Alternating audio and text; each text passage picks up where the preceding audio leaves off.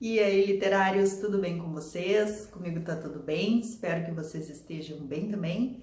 E vamos conversar hoje, gente, sobre esse livro aqui, Viagem ao Centro da Terra, do Júlio Verne, tá, pessoal?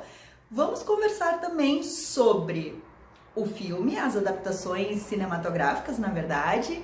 Vamos conversar também sobre o profeta, visionário, Illuminati, maçom ou simplesmente um futurista escritor do signo de Aquário? Sim, tinha que ser do signo de Aquário, né, gente? Tinha que ser um aqualindo. Pois é, gente, vamos conversar então sobre bastante coisa hoje, tá? Primeiramente eu vou fazer a resenha do livro, depois eu vou falar bem rapidamente sobre os filmes que eu assisti, né? Na verdade, os dois filmes, o de 2008 e o de 1959. E no final, gente, eu vou trazer algumas curiosidades para vocês e vou também falar para vocês por que eu fiquei curiosa, o que me despertou a curiosidade sobre o Júlio Verne, né? O que ele era, quem foi ele, por que ele tinha essas visões futuristas, enfim. Então fiquem até o final que vocês vão ver que vai estar bem legal essa resenha, tá, pessoal? Esse vídeo como um todo. Vamos lá então, primeiro falando da história. Começa então, gente, essa viagem ao centro da Terra aqui, lá na Alemanha. O livro foi escrito no final do século XIX, tá, pessoal? Ali por 1860, 1870, mais ou menos isso, tá? Super fácil de ler, tranquilo. Então começa lá na Alemanha com um professor, ele é um renomado professor, na verdade, ele é praticamente um cientista, que é o professor Lindenbrock, tá? Ele tem um sobrinho, que é o Axel, ele tem mais uma sobrinha, que é a Grauben também. Então começa com ele e o Axel lendo um livro, né, estudando, enfim, na biblioteca. E os personagens aqui são muito engraçados, gente. Eu gostei, muito legal mesmo.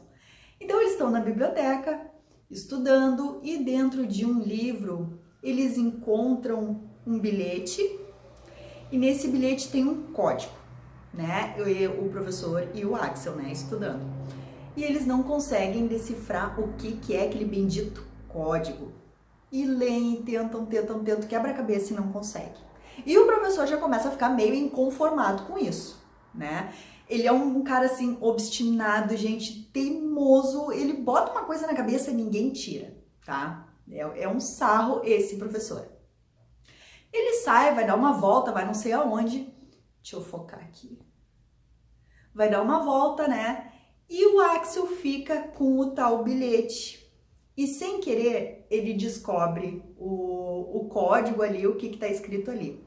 Que é de um outro cientista lá do ano de 700, tá? Do século 6, 7, mais ou menos. E ele descobre o que é o tal do enigma, que é como ir para as entranhas da Terra. O local exato de onde tu tem que ir para pegar um túnel para se enfiar no âmago da Terra. E aí o Axel descobre então, né, e fica quieto, ele não fala nada, porque o que ele pensa? Se eu falar para o professor vai meter na cabeça que vai querer fazer essa viagem.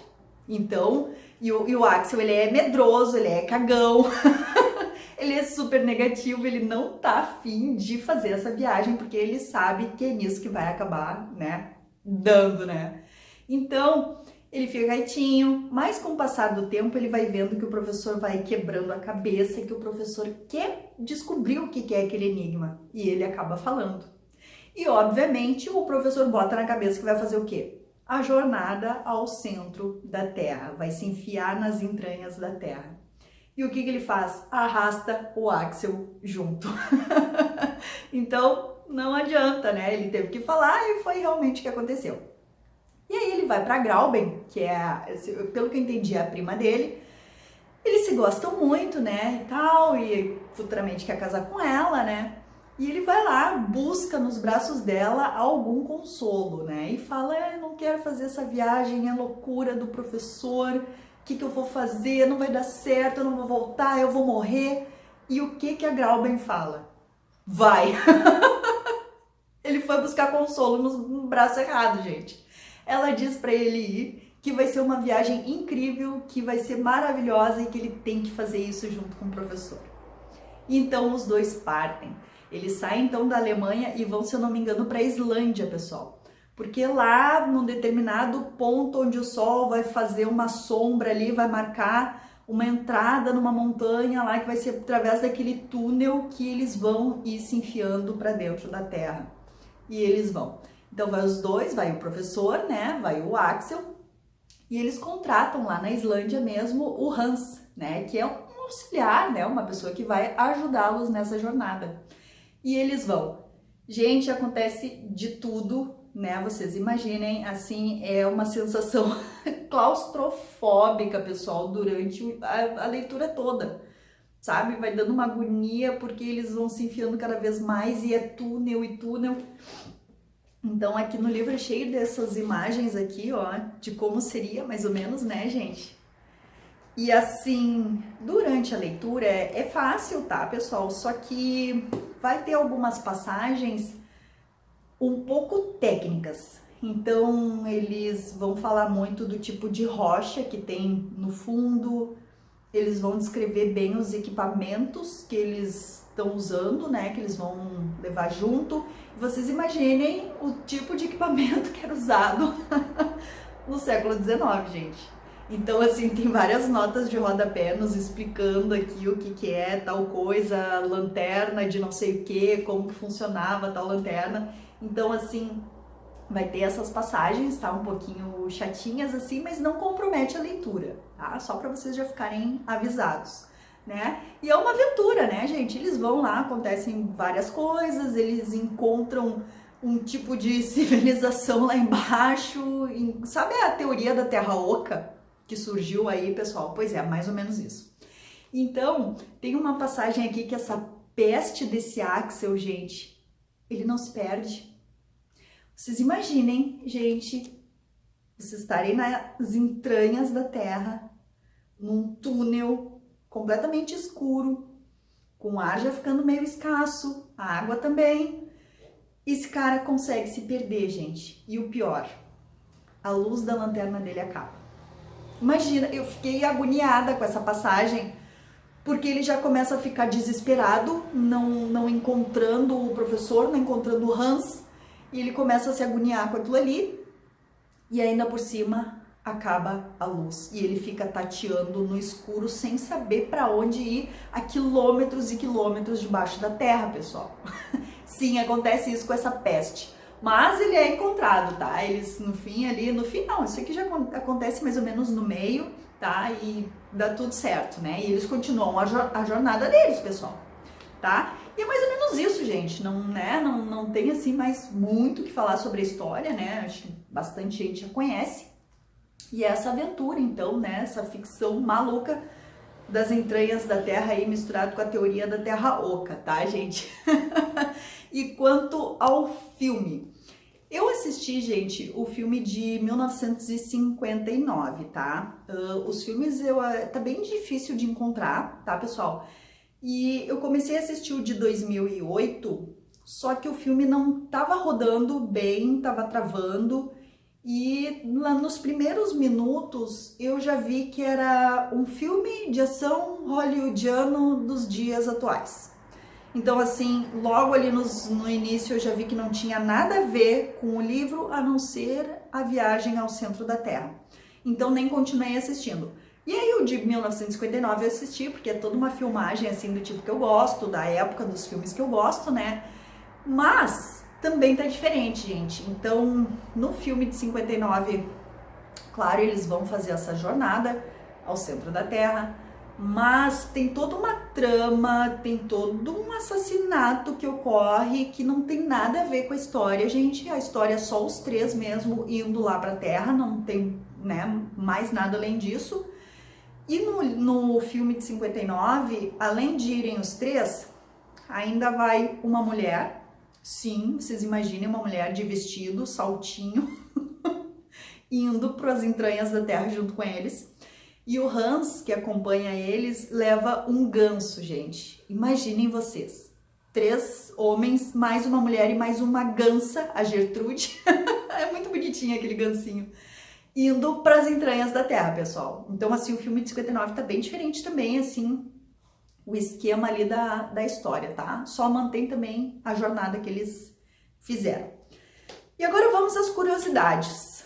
Pessoal, assim, por que eu fiquei curiosa sobre o Júlio Verne? Acabei descobrindo que ele fez algumas teorias, digamos assim, profecias, digamos assim, porque tem uma passagem do livro que fala assim, ó, pessoal, eles estão descrevendo ali o local que eles estão, né? E aí o professor diz assim: o grande arquiteto do universo construiu-a com bons materiais. O homem jamais teria sido capaz de concebê-la, falando ali de uma abertura, né, que eles viram, enfim. E quem é o grande arquiteto do universo? É o Gadu, gente.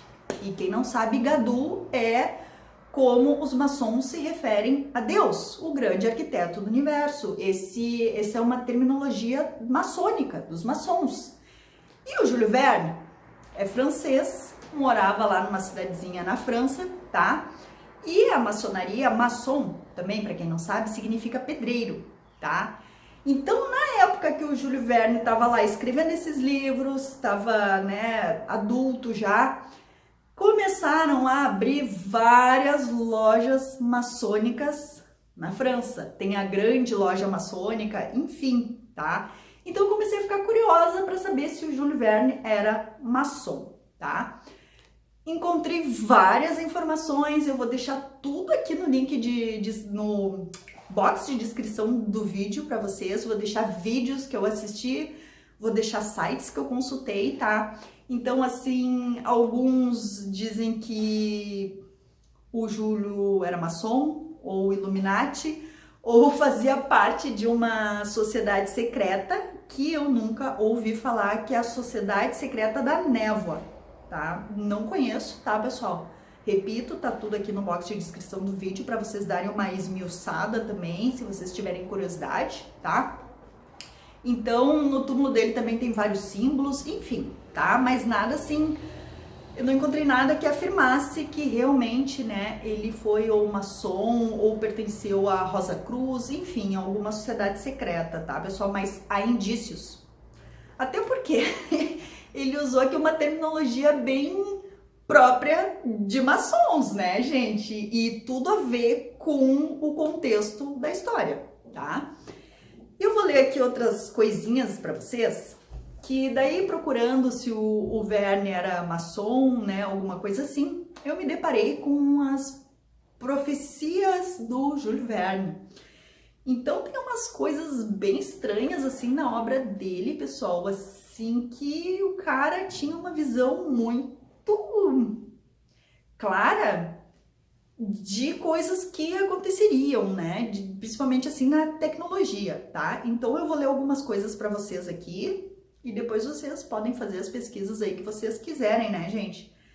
Lembrando que a maioria do que eu vou ler aqui para vocês e do que eu encontrei, o Verne falou há mais ou menos um século antes, de fato, essas coisas aqui acontecerem. Tá? Então ele idealizou tudo isso mais ou menos com um século de antecedência, tá, gente?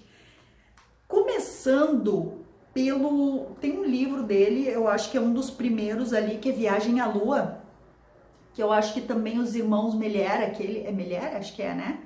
Que fizeram o filme Dans la Lune, acho que é uma coisa assim, é francês, né? Que é a Viagem à Lua, que é bem aquela lua com um tiro assim no olho, né? Uma coisa assim. Então, foi um dos primeiros livros que o Verne fez, foi aquele dali, tá, pessoal? Ou melhor, aquele dali não, foi o livro Viagem à Lua. E nesse livro, ele dá, assim, as coordenadas, né, de altitude, latitude, não sei mais o que, de onde seria o lançamento de uma nave que partiria para a Lua. E essas coordenadas que ele deu no livro batem com o Cabo Canaveral, gente, que é onde, né, os lançamentos dos foguetes, né, gente? Então isso foi uma coincidência.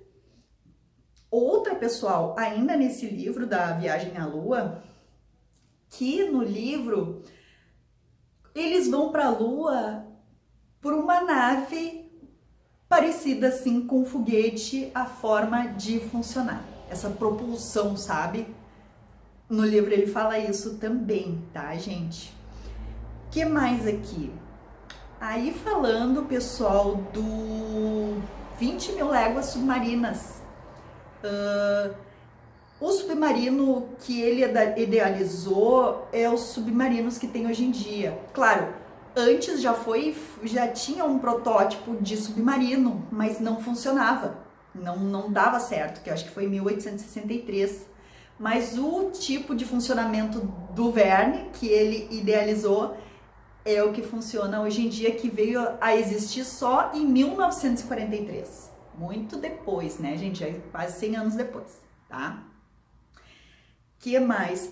E o escafandro. Escafandro é a roupa de mergulho, né, gente? Então, no 20 mil léguas submarinas, é um escafandro independente. Ou seja, o mergulhador não precisa de nada vinculado ao navio. Ele bota a roupa e mergulha. E não era assim. Veio a ser assim, independente, com o Jacques Cousteau. Acho que é esse o nome dele, né? Em 1900 e pouco também. Então, antes, acredito eu, que era tudo com tubos, né, pessoal? O mergulhador não tinha tanta independência assim, né? E o Verne já estava idealizando isso também, tá? Que mais, gente? Aí não é mais a ver com livros, tá? Com livros, acho eu, tá, pessoal? Não encontrei isso na obra dele. Eu acho que foram coisas assim que ele falou, enfim, né? Ou tem algum livro. Tem um que é Paris do século XX, uma coisa assim. Eu acho que pode ter sido daí, então, que essas informações aqui vieram. Que uma delas é assim, ó. Ele falou que num futuro ia existir uma rede mundial de telecomunicação, que é a nossa internet de hoje, né, gente?